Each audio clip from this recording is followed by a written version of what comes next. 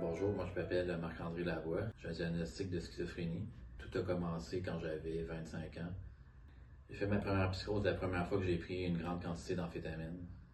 C'est là que ça a commencé vraiment, les hallucinations, la perte de contact avec la réalité. C'est une expérience très déstabilisante parce que je ne savais pas qu'est-ce que je vivais. Je me croyais vraiment là. Je croyais que j'étais la réincarnation de quelqu'un d'important, puis je me croyais dans mes scénarios jusqu'à temps qu'on m'amène de force à l'hôpital, finalement. Tranquillement, j'ai fait mon chemin puis j'ai commencé à accepter un peu, mais ça a pris des années avant que j'accepte le diagnostic de schizophrénie.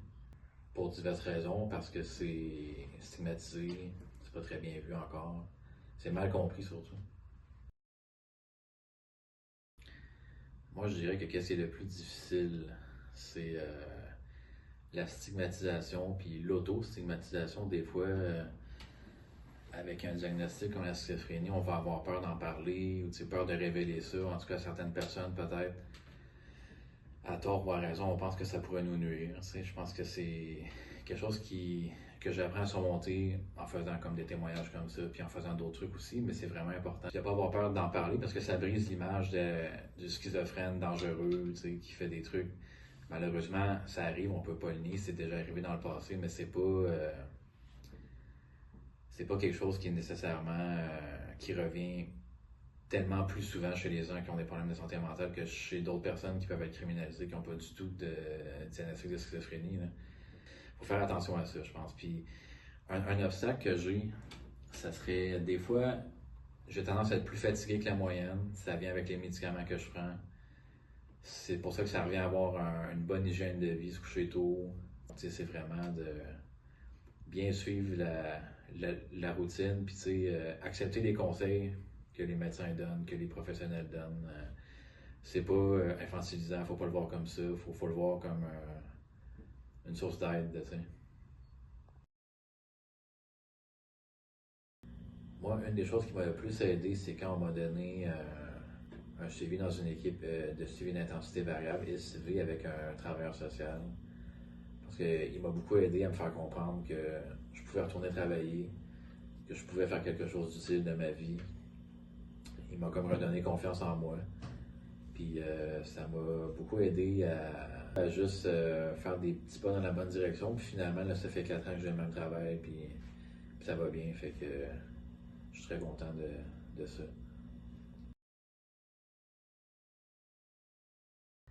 Vivre avec un diagnostic de schizophrénie, je dirais, ça demande deux choses. C'est de prendre ses médicaments parce qu'il n'y a toujours pas de remède miracle. Puis deuxième chose, qui semble simple en apparence, mais qui ne l'est pas pour tout le monde, c'est de ne pas consommer, surtout psychostimulants, ou même des trucs considérés comme des drogues douces, comme le cannabis, peuvent vraiment avoir des effets dévastateurs pour quelqu'un qui a un problème avec les psychoses comme la schizophrénie. C'est vraiment de garder une vie saine, des bonnes habitudes, se coucher de bonne heure, puis vraiment faire attention, plus que pour la moyenne des gens.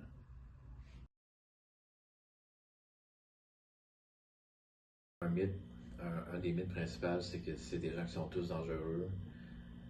Il y a une minorité qui sont dangereux, on le voit, c'est arrivé, je peux pas le nier. Mais la grosse majorité du temps, c'est des gens qui sont dangereux pour eux-mêmes, qui prennent pas soin d'eux, qui se mettent en danger en fait.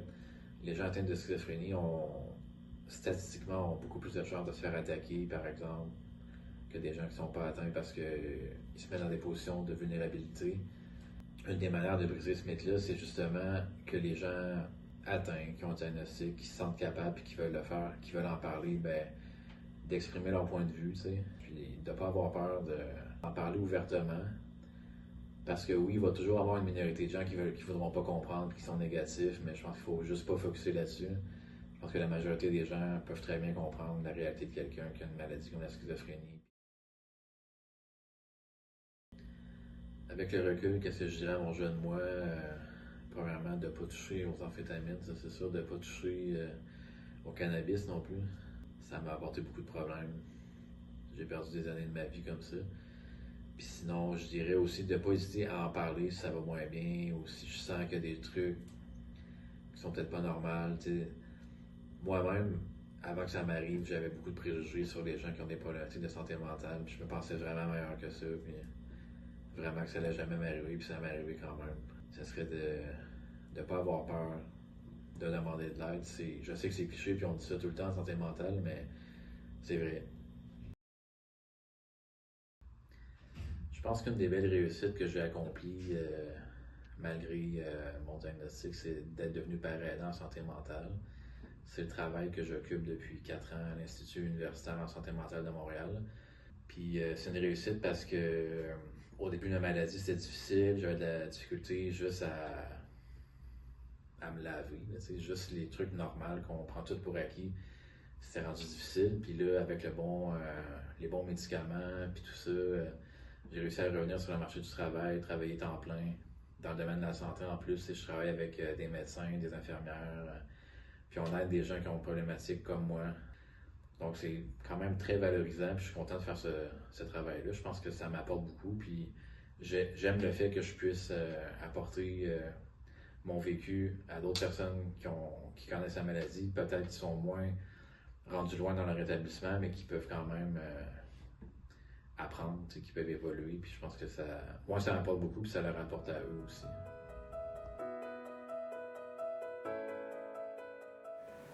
Bonjour, je suis Mathieu Titley, médecin psychiatre. Je travaille à l'Hôtel-Dieu de Sherbrooke. On me demande qu'est-ce qui m'a motivé à travailler en santé mentale. Durant ma formation médicale, l'option de la psychiatrie est celle qui m'a le plus stimulé et le plus attiré. Et je ne le regrette pas, je ne l'ai jamais regretté. J'espère être capable de servir les individus qui me consultent ou qui sont amenés à moi. Je pense le faire de mon mieux, mais j'espère avoir un effet bénéfique sur leur situation, sur leurs problèmes, capable de les aider à résoudre leurs difficultés. C'est ce qui me motive. Alors, on parle ici d'une maladie dont souffrent des gens qui vivent un ensemble de symptômes qui perturbent leur vie, perturbent leur fonctionnement, leur causent une souffrance souvent importante.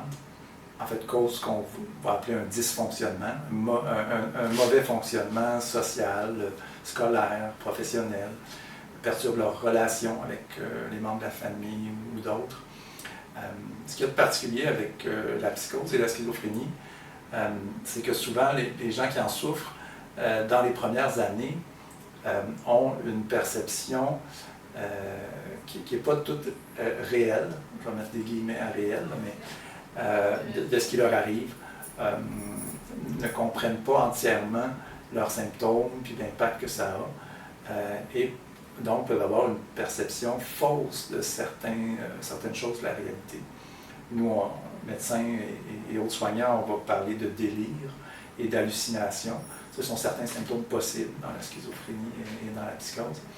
Ça va être des phénomènes que l'individu perçoit, vit, et qu'il va d'abord, normalement, penser que les autres le vivent aussi, mais souvent non, c'est quelque chose qui est à l'intérieur du psychisme de l'individu seulement, et encore une fois, qui lui cause une grande souffrance. Les grandes lignes là, traditionnelles du rôle de médecin, on va dire, c'est diagnostiquer, traiter, hospitaliser quand nécessaire, bien sûr, mais de façon un peu plus raffinée.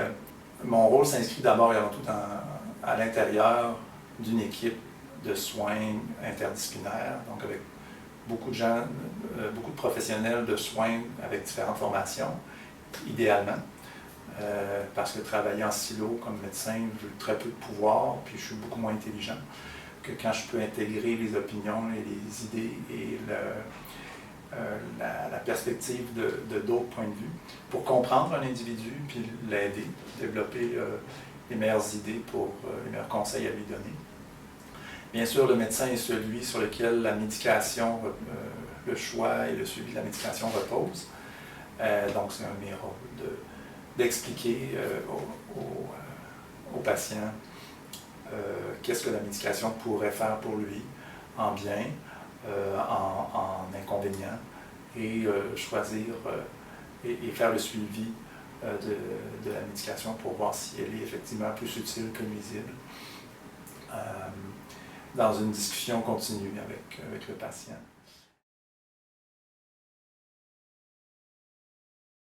Comment l'entourage, comment les proches peuvent mieux soutenir? Il y a des tonnes de choses à dire, mais je vais insister sur un ou deux points. D'abord, les proches, pour être capables de soutenir leur fils, frère, soeur, conjoint, qui souffrent de schizophrénie ou d'un trouble sévère de santé mentale, doivent d'abord prendre soin d'eux. Parce que beaucoup se brûlent à s'inquiéter, à faire beaucoup pour, en s'oubliant. Puis on se retrouve avec 2 malades plutôt qu'un. Donc ça devient impossible d'aider quand on est soi-même épuisé. En s'informant, il y a beaucoup de façons de s'informer sur la maladie, sur les ressources disponibles, etc. Donc moi je travaille à Sherbrooke. Une des ressources où j'envoie mes familles, c'est l'APAM, A2P, A2M, Estrie, où il y a des services extraordinaires de soutien, d'écoute, de conseil pour les proches. Et pour soutenir comme il faut mettre des limites. Il y a des gens qui se dévouent et qui acceptent des choses inacceptables. Certains proches ne mettront pas les limites raisonnables nécessaires sur certains enjeux. Et donc, il faut trouver une façon de lâcher prise, ce qui est extrêmement difficile dans beaucoup de cas, mais nécessaire quand même. Le premier mythe qui a le dos large et qui est tenace, c'est que les gens avec la schizophrénie sont des gens violents. On comprend que cette idée-là puisse persister parce que quand on entend parler d'un cas de violence par une personne mentalement perturbée dans les médias, ben, c'est toujours un peu sensationnel et ça frappe l'imaginaire et on le retient. Mais ce qu'il faut comprendre, c'est qu'à côté de ce cas-là, dont on entend parler une fois ou 6 mois dans les médias, ben, il y a à tous les jours plein de cas de violence posés par des gens qui n'ont pas du tout de schizophrénie ou de maladie du genre, qui ont des personnalités antisociales, qui ont des esprits criminels. Et il n'y a aucun lien entre la psychose ou la schizophrénie et la violence. On peut dire qu'effectivement, les gens qui ont une schizophrénie et qui consomment beaucoup de drogue ou d'alcool sont aussi un peu plus à risque de comportements violents, mais pas plus que une personne qui n'aurait pas cette maladie-là et qui consommerait également, pas nécessairement plus.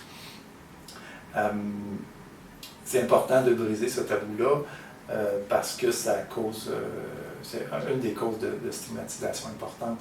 On finit par avoir peur des gens avec des troubles de santé mentale sévères.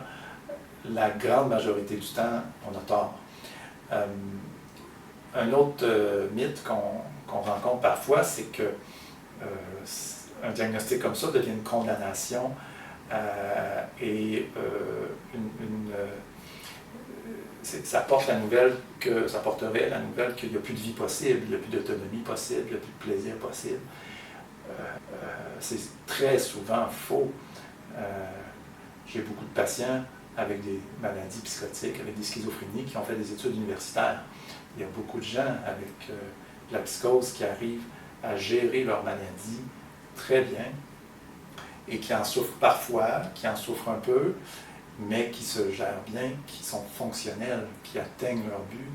Ceux qui réussissent comme ça, il y a certaines choses qui vont augmenter les chances que ça fonctionne mieux. C'est ceux qui acceptent d'abord de se remettre en question, acceptent le simple fait qu'ils ont un problème de santé mentale, donc acceptent l'aide, les différentes formes d'aide, qu'elles soient médicamenteuses, c'est souvent important, puis qu'elles soient différents intervenants, puis différentes interventions. Donc il est très possible d'avoir une vie intéressante avec, malgré ou avec une condition comme la schizophrénie. La stigmatisation est importante, ce qui fait que les gens qui vivent avec la schizophrénie sont beaucoup exclus dans notre société, subissent beaucoup de violence, la violence institutionnelle, la violence pas toujours très visible, mais le fait qu'on les refuse, on leur refuse les mêmes chances que d'autres, on ne veut pas les voir, on les exclut, on les mettait dans des asiles il n'y a pas si longtemps encore.